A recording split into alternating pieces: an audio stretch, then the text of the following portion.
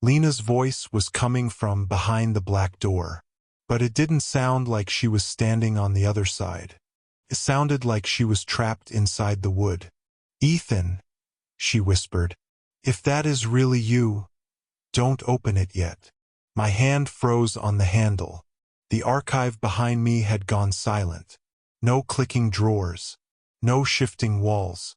Even the air felt like it was waiting. "Lena," I said, "where are you?" The door answered with her voice. "Where you left me." The words hit harder than they should have, because some part of me remembered them. Not fully, not clearly, but enough. I looked down at the notebook in my hand.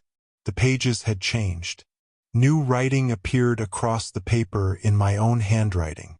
To find Lena, enter her memory. I turned around. The hallway behind me had shifted. A new drawer stood open in the wall. Its label read, "Lena Vale, the night she stayed." Inside was a jar glowing with pale gold light.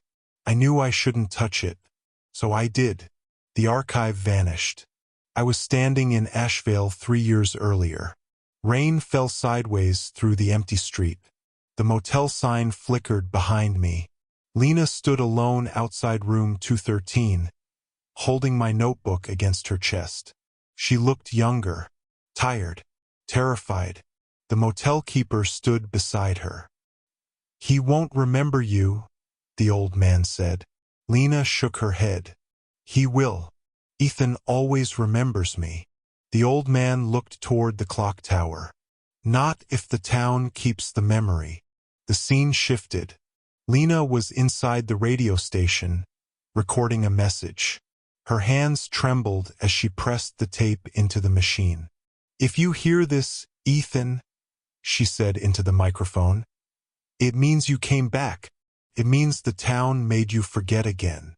She stopped, wiped her face, and continued. "I found the archive. I found the door.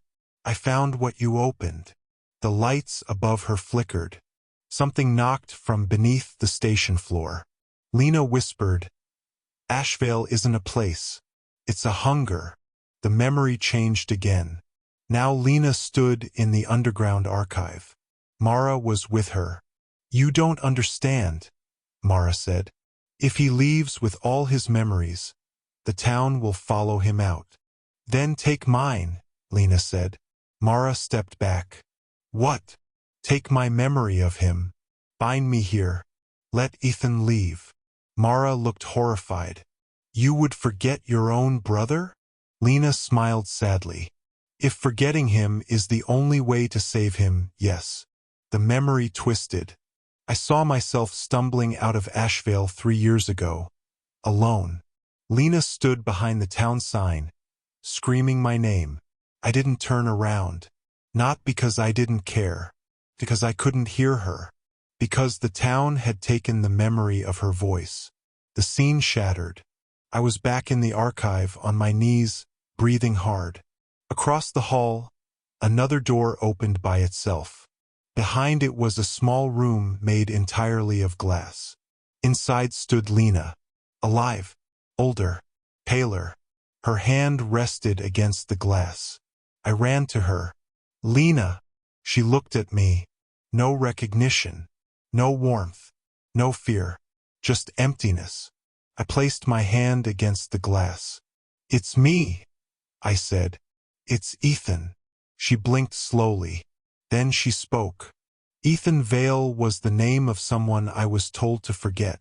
My chest tightened. "No, you saved me." She tilted her head, as if trying to understand the words. Behind me, Mara's voice echoed through the archive. "She gave the town her memory of you." I turned. Mara stood at the end of the hallway.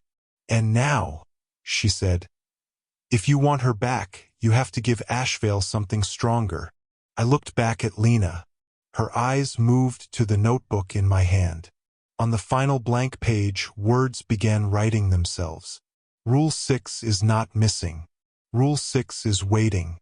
Then Lena whispered through the glass. "The town has a real name." The lights went out, and in the dark, Every drawer in the archive opened at once.